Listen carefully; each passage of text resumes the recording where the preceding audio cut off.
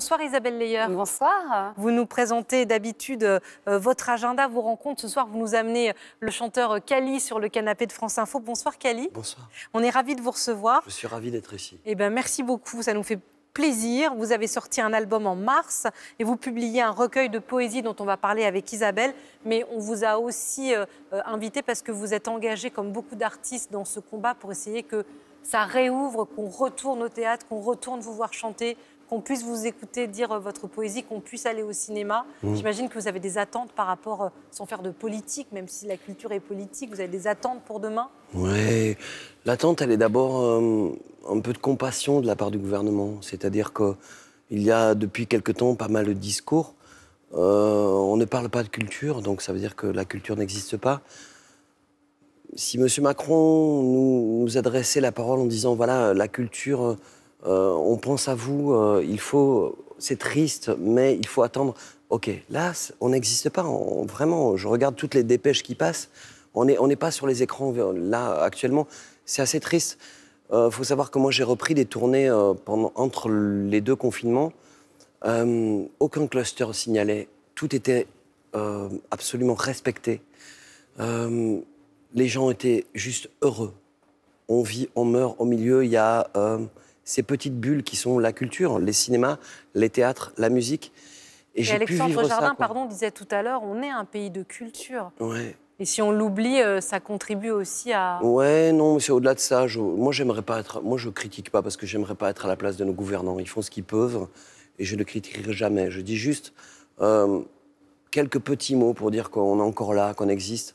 Et puis, surtout, oublier le mot essentiel. Essentiel, c'est quoi quelque chose d'essentiel? Est-ce que la Le culture non est essentiel, moi, ça veut dire que toute ma vie... j'ai travaillé, j'ai fait des choses avec du public, avec des artistes, avec des techniciens. Et en fait, ça veut dire que tout ça n'était pas essentiel. Non, c'est pas vrai. Je vois dans le regard des gens que tout ça a été essentiel. Ouais. En tout cas, ça ne vous a pas empêché de continuer à écrire. Vous aviez déjà écrit 2 romans. Et voici que vous arrivez avec un recueil de poésie qui s'appelle Éparpillé. C'est un recueil qui est très personnel. Vous pouvez nous dire ce qu'on y trouve? Ce qu'on y trouve...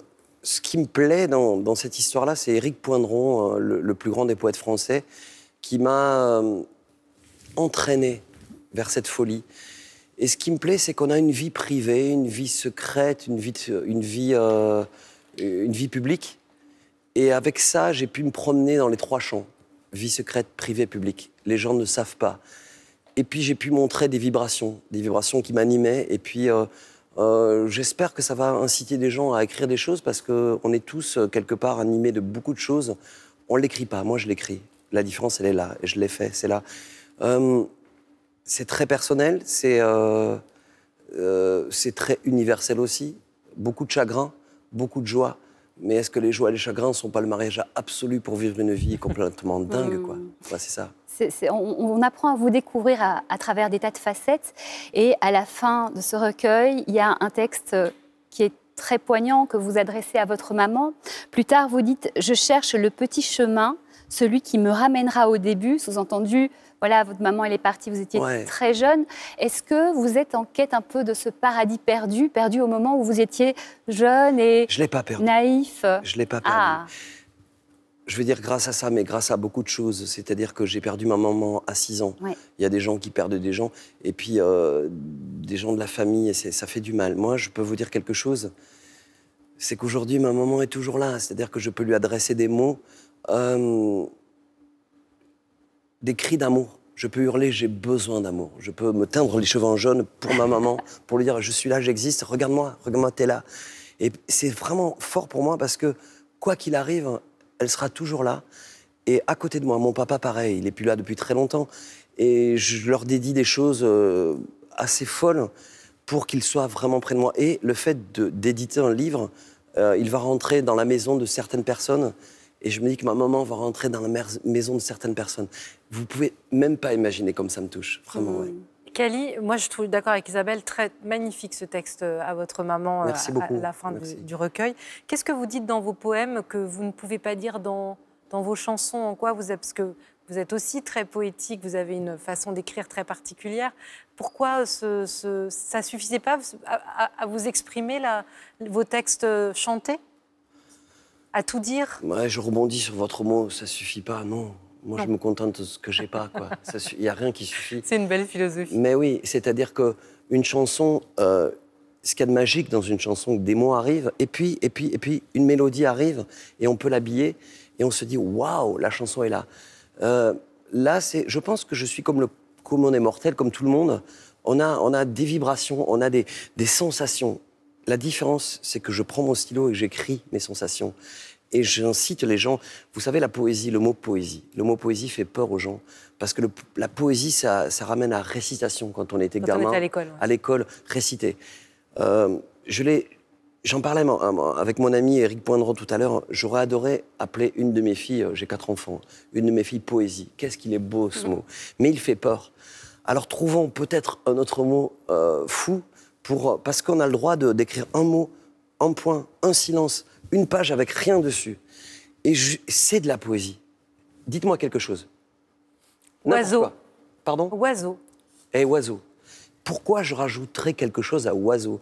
Parce que si je rajoute le bel oiseau, ok, vous avez dit oiseau, chacun va tout voir dans l'oiseau. Il va être beau, il va être grand, il va être fragile, il va être timide, il va être frileux, il va avoir envie de vivre. J'ai juste besoin du mot oiseau. Vous venez de faire de la poésie, voilà.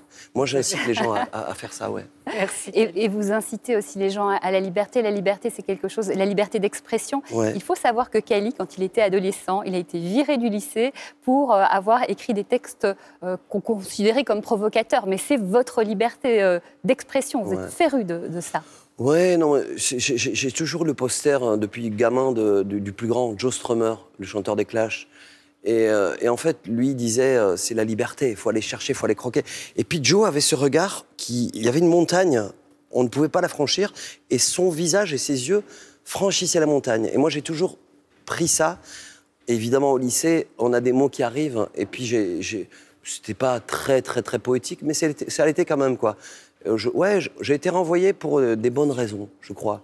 Et je remercie les gens qui m'ont renvoyé parce que ça m'a aidé à me dire, waouh, aujourd'hui je suis papa, et peut-être que je n'accepterai pas ce que j'ai fait à cette époque-là, quoi. Merci à tous les deux. On peut continuer cette conversation avec Éparpillé. Allez-y, Isabelle a raison, c'est à lire. Bonne soirée, bonne nuit Kali, bonne nuit Et Isabelle. monsieur le chef de l'État, parlez de la culture, c'est important. Dites ce que vous voulez, mais parlez de nous, s'il vous plaît.